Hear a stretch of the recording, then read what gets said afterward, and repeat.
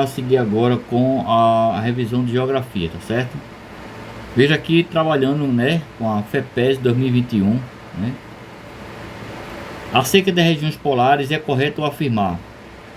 Então nós temos aqui afirmativas. A gente vai ter que analisar, né, depois ver as alternativas, aquela alternativa que bate com a afirmativa, né?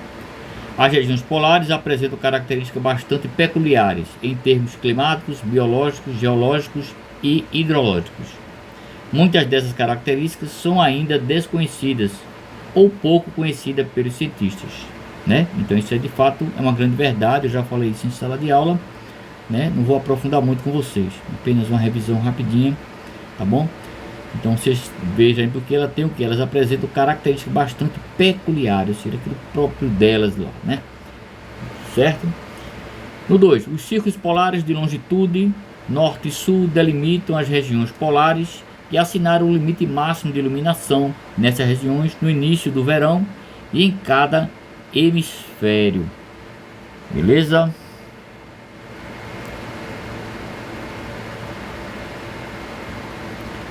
Então, os círculos polares de longitude norte e sul delimitam as regiões polares e assinalam o limite máximo de iluminação nessas regiões. A gente viu aquela questão do globo, né? Da questão do posicionamento da Terra, a sua inclinação sobre um eixo imaginário de 23 graus,5 mais ou menos. Então, ou seja, o que vai determinar de fato essa questão de iluminação, de aquecimento, isso daí é justamente a zona térmica, né? A radiação que vai incidir sobre essa área próxima à linha do Equador, certo? 3. A massa de ar formada nessa região, ao se deslocarem, atingem o sul e o sudeste do Brasil, provocando baixas temperaturas no inverno. Nas zonas de baixa pressão dos polos formam-se as massas de ar polares. Beleza? Então, qual a alternativazinha aí, né? Que vai mostrar as afirmativas que são corretas, né?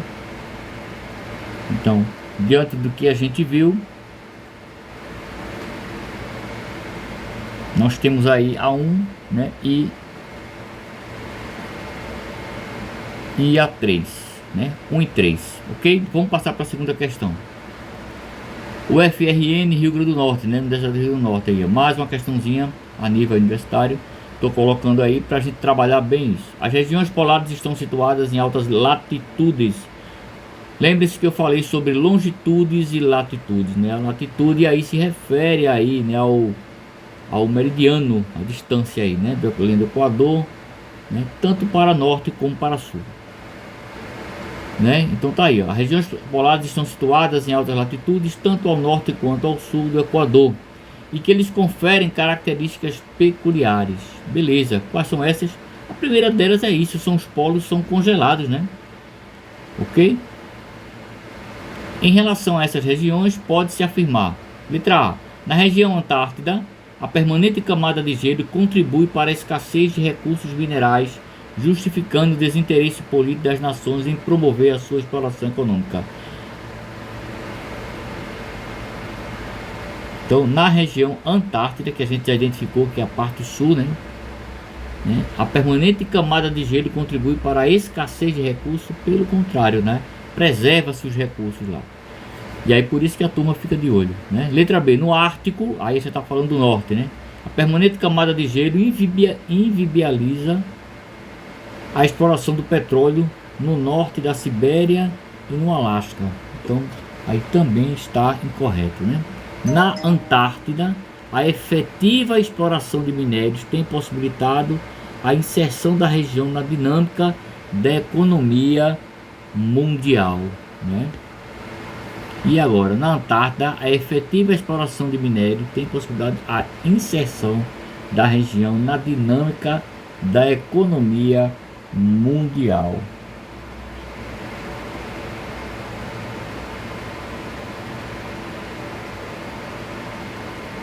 Vamos para a letra D. Na região ártica, a descoberta do petróleo tem impulsionado a exploração econômica no norte da Sibéria e no Alasca. Então nós temos aqui questão 2, né? A letra D, ok? Terceira questão. Agora a questão do Rio Grande do Sul. Análise afirmativa a seguir acerca do papel das regiões polares. Primeira afirmativa: a circulação atmosférica e oceânica é forçada pelo transporte de energia das regiões que recebem mais raios.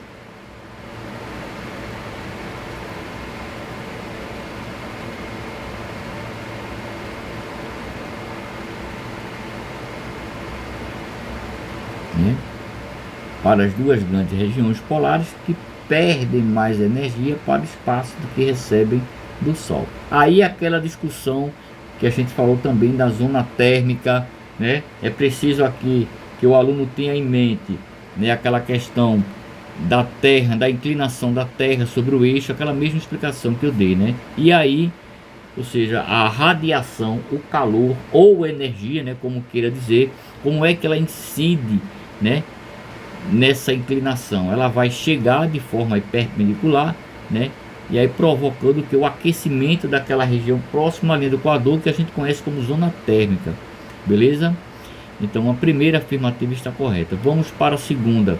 Entre os fatores que explicam baixo aporte de radiação ao longo do ano nas duas regiões polares está a curvatura da Terra e o ângulo de inclinação de seu eixo de rotação de 23,5 graus em relação ao plano de órbita. Tranquilo, né? Também aí está o que? Está correto, né? Está correto também. Tudo relacionado àquela inclinação, tá vendo? O avanço de frentes polares, né, em direção às latitudes subtropicais e tropicais altera regimes de temperatura e precipitação, como a queda de temperatura na Amazônia Equatorial. Então a 3 também está correta, né? E aqui ele pede assinale a alternativa, que em todas as afirmativas estão corretas. Então aqui nós temos como resposta a letra C no terceiro, A1, A2 e A3. Questão 4. As regiões polares estão situadas em altas latitudes, tanto ao norte quanto ao sul do Equador, o que lhes confere características peculiares. Em relação a essas regiões, pode-se afirmar: letra A. Na região Antártida, a permanente camada de gelo contribui para a escassez de recursos minerais? Claro que não, né? Letra B. No Ártico, a permanente camada de gelo inviabiliza a exploração de petróleo no norte da Sibéria e do Alasca, contribuindo para que a região permaneça desarticulada da economia mundial. B também correto. Letra C. Na Antártida, a efetiva exploração de minério tem possibilitado a inserção da região na dinâmica da economia mundial. Também não, né? Letra D. Na região ártica, e aí ao norte nós estamos falando, a descoberta de petróleo tem impulsionado a exploração econômica no norte da Sibéria e no Alasca. Beleza? Então questão 4 aí, letra D.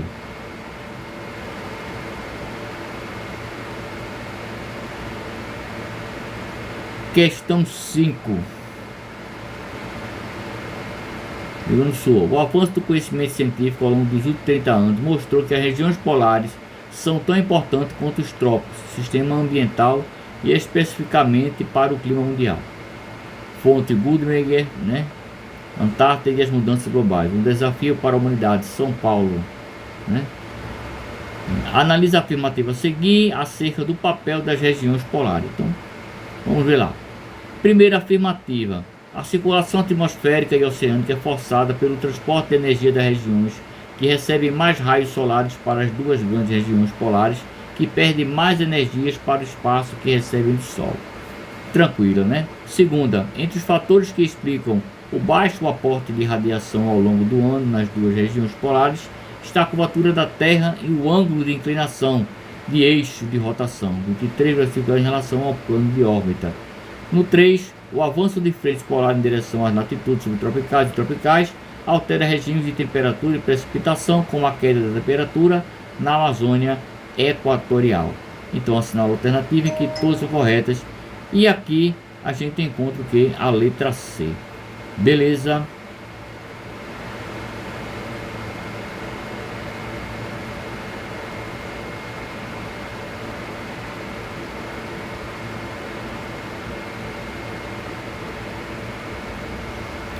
Na sexta questão, o FRN 2008, né?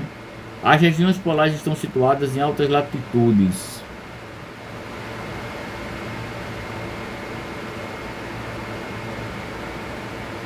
Tanto ao norte quanto ao sul, eles conferem características peculiares.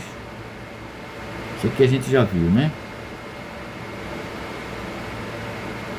Questão 7, no caso. Na segunda metade do século XIX, a expansão do capitalismo industrial europeu levou à divisão dos territórios africanos pela potência imperialista europeia, sem respeitar as diferenças étnico-culturais dos povos africanos em todo o continente. Então essa questão aqui eu já elaborei para a gente falar a questão de África, questão de imperialismo, né? Então olha lá. Analise o texto acima e marque a sequência correta baseada no fragmento posto. Quem é o fragmento posto? É o texto acima aí da questão. Só isso, né? Então vamos lá. No século XVIII, a expansão do capitalismo industrial europeu levou à unificação dos territórios africanos. Errado, né? Pelo contrário, ele vai justamente separar. A África pode ser um continente de grande proporção territorial e unificada população. Deu ao capitalismo uma abertura para o seu desenvolvimento. Então está incorreto, porque primeiro aqui ele coloca, tudo bem que ele tem uma proporção territorial grande, mas ele não tem uma população unificada, já que nós temos vários povos na África, né? Letra C. O capitalismo, embora tenha levado à divisão do território africano, garantiu o desenvolvimento respeitando de forma alguma, né? Então letra D, nenhuma das alternativas é a resposta aí da questão da letra C, né, da questão 6 aí, letra D. 6 não, 7, né? Vamos para a oitava.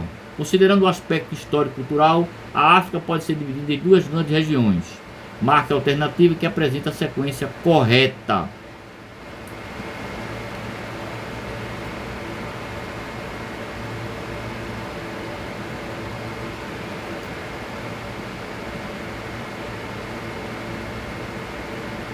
Então, temos primeira afirmativa, subsaariana e continental. Segunda, continental e nordeste. Terceiro, subsaariana. E quarto, subsaariana e norte da África. Então, o que é que nós temos aqui? Como alternativa, nós temos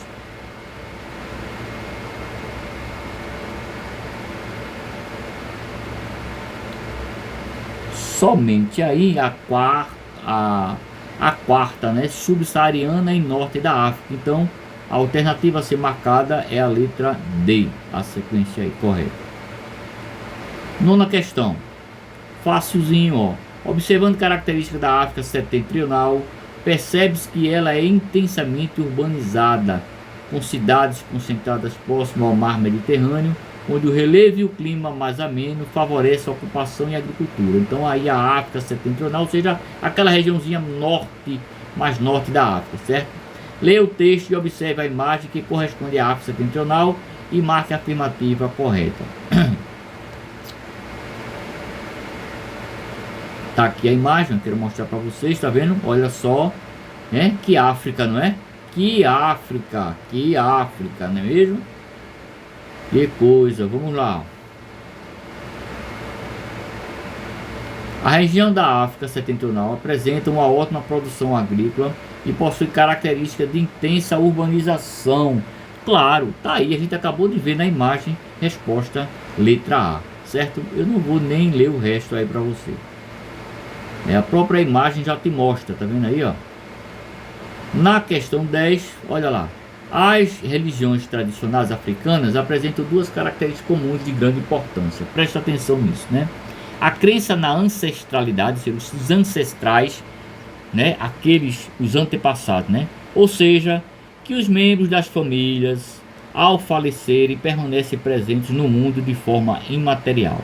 Mesmo? Então, olha lá. Uma outra é a crença em deuses que representam as forças dos elementos e dos fenômenos da natureza. Tranquilão. Porém, olha lá, podemos observar que há religiões politeístas e monoteístas. Religiões politeístas, quer dizer, de vários deuses, e religiões monoteístas, ou seja, de um só Deus. Marca alternativa que apresenta as religiões monoteístas da África. Então, nesta parte setentrional, o norte da África, vai então prevalecer o que? Tá aí, ó. A letra D, né? O islamismo e cristianismo, né?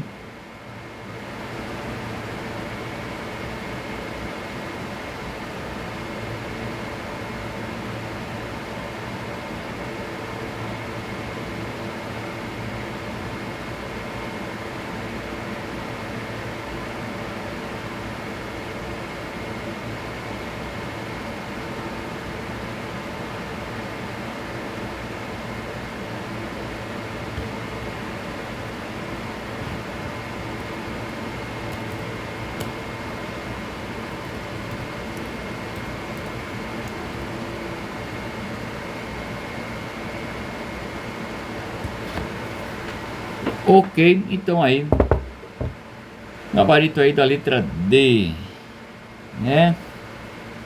Da questão 10. Então, paro por aqui e dá uma estudada, tá bom?